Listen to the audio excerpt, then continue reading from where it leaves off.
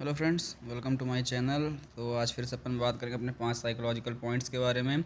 Sorry, video मैं एक दिन बाद अपलोड कर रहा हूँ। जैसा कि देख सकते हो आप, बैंक निफ्टी 41,000 के आसपास चल रहा है और बैंक निफ्टी ही मैंने ट्रेड किया। एक्सपायरी का डे है आज। तो चार्ट्स आप देख सकते हो, निफ्टी चल रहा है 17,593 और बेसिकली 17,600 के आसपास। और एक्सपायरी जस्ट क्लोज ही होने वाला है, 3:12 हो रहे हैं और 4,000 के आसपास मेरा प्रॉफिट चल रहा है। जैसा कि आप देख सकते हो, लाइव ट्रेड के साथ मैं आपको 5 पॉइंट्स बताता हूँ साइकोलॉजिकल, जो आपको ट्रेडिंग में हेल्प कर सकते हैं। तो चलिए अपन आगे बढ़ते हैं। और ये आप देख सकते हो, ये ऑप्शन का चार्ट है। तो अगर बेसिकली आप अगर ऑप्शन ट्रेड करते हो तो आपको ऑप्शन के भी चार्ट्स देखने होते हैं कभी कभी, बेटर एंट्री या बेटर एग्जिट के लिए। तो आप ऑप्शन के चार्ट भी देखने की प्रैक्टिस डालो, बिकॉज उसमें आपको बहुत अच्छे क्लूज़ मिलेंगे जो आपको कई बार स्पॉट के चार्ट पे नहीं मिलेंगे।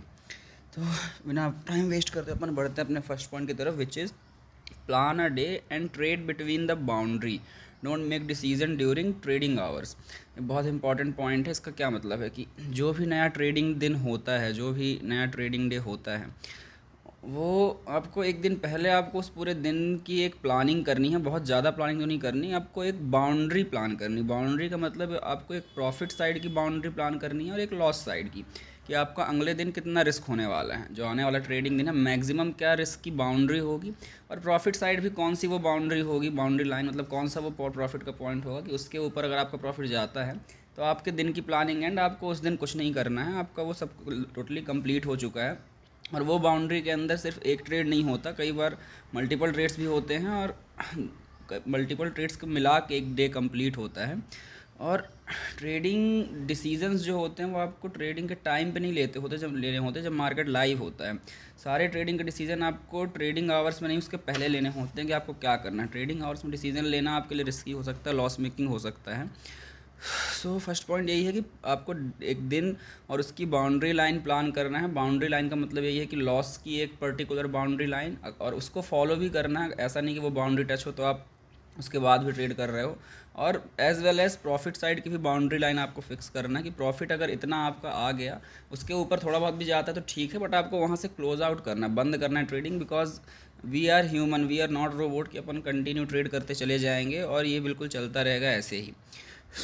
बढ़ते हैं अपन अपने नेक्स्ट पॉइंट की तरफ, which is profit give traders an emotional high resulting giving back their profits. इसका क्या मतलब है कि जो प्रॉफिट्स होते हैं आपको ट्रेडिंग में, वो आपको एक इमोशनली हाई देते हैं, इमोशनली आपको ऊपर कर देते हैं, आपको फीलिंग एक दे देते हैं ऐसी जो आपको बाद में एडवर्स हो जाती है लॉस के लिए। मतलब कहने का कि प्रॉफिट्स जब भी आपको होते हैं वो आपको पता नहीं चलेगा, धीरे धीरे आपको इमोशनली वो प्रॉफिट्स जो हैं इतने खुश कर देंगे, इतना हैप्पी कर देंगे कि उसकी वजह से आने वाले डेज़ में आपके बहुत बड़े लॉसेस हो सकते हैं। इसके बारे में आपको अवेयरनेस भी नहीं होती। और आप जैसा कि देख सकते हो ऑप्शन चार्ट में, प्रीमियम मैंने सेल की थी ये 150 के आसपास, वहाँ से कंटिन्यूसली प्रीमियम वहाँ से गिरा है और जस्ट एंड ही होने वाला है। जीरो नहीं भी होगा तो 30-40 के आसपास क्लोज हो जाएगा। और उस अकॉर्डिंग यही वाला जो 41,000 का कॉल है उसी में मेन प्रॉफिट हो रहा है। और उसके पहले एक दो ट्रेड में और प्रॉफिट्स हुए थे, बहुत ज़्यादा ट्रेड्स नहीं। आप ऑर्डर्स देख सकते हो जैसा कि मिनिमम, और एक स्टॉप लॉस लगा हुआ है उसमें, सिंपल सिंपल। तो सेकंड पॉइंट यही है कि जब भी आपको प्रॉफिट होगा, ये आपको इमोशनली हाई कर देगा, जो रिजल्ट कर सकता है आपको बाद में लॉस के, आपके रीज़न बन सकते हैं यही प्रॉफिट। तो जब भी आपको प्रॉफिट आए, आपको इनको किनारे करना और इमोशनली ज़्यादा खुश भी नहीं होना, अपने आप को बैलेंस करके रखना है, न्यूट्रलाइज करके रखना है कि आपको आगे भी ट्रेड करना है, ना कि कुछ प्रॉफिट से खुश होकर अपने प्रॉफिट वापस देना है मार्केट को और फर्दर लॉस करना है। तो बढ़ते हैं फ्रेंड्स अपन अपने नेक्स्ट पॉइंट की तरफ, which is the few people realize that the main problem is with their thinking not the method. इसका क्या मतलब है कि बहुत कम लोगों को आइडिया होता है कि जो एक्चुअल प्रॉब्लम है ट्रेडिंग में, वो उनके मेथड में, उनके सेटअप में, उनके ट्रेडिंग के तरीके में नहीं है। एक्चुअल में उनकी थिंकिंग में प्रॉब्लम है। थिंकिंग मतलब उनके सोचने के तरीके में प्रॉब्लम है। इसका मतलब ये है कि ट्रेडिंग में जो लॉसेस हो रहे हैं उसका जो रीज़न है वो आपके थिंकिंग के वे में है। आपको ट्रेडिंग के बारे में आप कैसे सोचते हो, आपके माइंड में क्या चलता है, लॉसेस ही चलते रहते हैं, ट्रेडिंग को लेके फियर बना रहता है, एक्साइटमेंट बनी रहती है, या कि आप न्यूट्रल रहते हो, प्रॉफिट्स के आप नंबर से नहीं डरते, लॉस के नंबर से आप नहीं डरते। ये सारा थिंकिंग का रोल होता है, मार्केट का और सेटअप का इसमें ज़्यादा रोल नहीं होता। और बहुत कम लोगों को ये रियलाइज़ होता है कि एक्चुअल प्रॉब्लम उनके थिंकिंग के साथ है और वो धीरे धीरे उसको ओवरकम करते हैं, उस चीज़ को अपग्रेड करते हैं और प्रॉफिटेबल ट्रेडर्स की लाइन में आने लग जाते हैं। बट इसका रियलाइजेशन होना आपको ज़रूरी है कि आपको पहले ये पता होना चाहिए कि प्रॉब्लम है किस चीज़ में, सेटअप में आपकी प्रॉब्लम है, मार्केट में है, आपकी थिंकिंग में है। आप इस बारे में सोच के देखना कि हो सकता है आपकी थिंकिंग में प्रॉब्लम हो, आप कोई चीज़ ऐसी सोच रहे हो जो कंटिन्यू आपके लिए लॉस मेकिंग हो रही है धीरे धीरे, और वही चीज़ आप रिपीट करते जा रहे हो, तो आपको उससे गेट रिड ऑफ होना पड़ेगा, उससे दूर होना पड़ेगा। सो थर्ड पॉइंट यही था फ्रेंड्स। बढ़ते हैं अपन अपने नेक्स्ट पॉइंट की तरफ, which is professional street draw down the way social drinker treat alcohol. जैसा मैंने पहले ही बताया था कि ये पॉइंट्स एक बुक के हैं, तो जिन्होंने वो बुक पढ़ी होगी उनको ऑलरेडी पता होगा किस बुक के हैं, क्योंकि वो पॉइंट से समझ पा रहे होंगे। बट जिन्होंने नहीं पढ़ी उनके लिए मैं एक्सप्लेन कर दे रहा हूँ कि professional treat draw down the way social drinkers treat alcohol. मतलब जब भी ट्रेडिंग में आपको ड्रॉ डाउन लगते हैं, जब भी आपको लॉसेस लगते हैं, ड्रॉ डाउन मतलब छोटे मोटे लॉस नहीं, ड्रॉ डाउन मतलब बड़े लॉस की। सपोज आपका 3 लाख कैपिटल था, आपको सीधा 1 लाख का लॉस हो गया, इसको बोलते हैं ड्रॉ डाउन। कि आपका हाई परसेंटेज ऑफ लॉस होगा, 60-70%, 30-40% लॉस हो गया, तो ये तो ड्रॉ डाउन हो गया। तो इससे निकलने के लिए आपको इमोशनली परेशान होने की ज़रूरत नहीं है।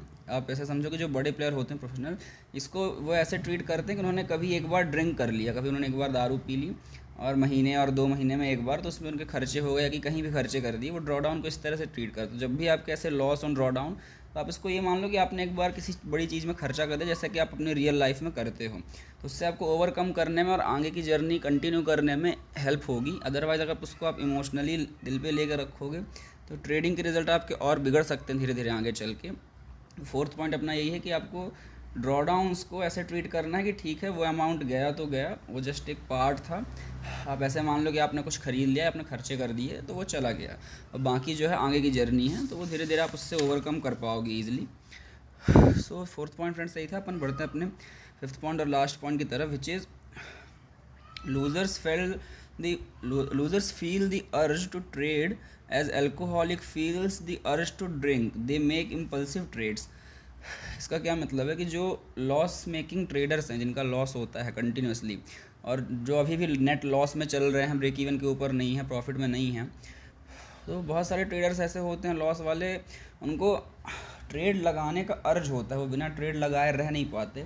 मतलब उनको यानी हाउ ट्रेड लगाना ही लगाना, भले उनके पिछले बहुत टाइम से लॉस होते आ रहे हैं, बड़े छोटे हर जगह, और अल्टीमेटली लॉसेस ही चल रहे हैं, स्टिल उनके अंदर ऐसी फीलिंग रहती है कि उनको ट्रेड लगाना ही लगाना, बिना ट्रेड की बटन दबाए वो नहीं रह पाते, और इससे उनके आगे लॉसेस होते ही चलते। अगर आपके साथ ऐसा हो रहा है कि आपको ट्रेड लगाने का अर्ज है, आप बिना ट्रेड के नहीं रह पा रहे हो, अगर हॉलीडे है तो आप नहीं रह पा रहे हो, मार्केट बंद है तो आप कुछ नहीं कर पा रहे हो, और आप लॉस कर रहे हो, तो ये तरीका बिल्कुल गलत है। आपको ट्रेड लगाने का अर्ज नहीं होना चाहिए, आपको ट्रेड से ऐसा अट्रैक्शन नहीं होना चाहिए कि आपको ट्रेड करना ही करना है।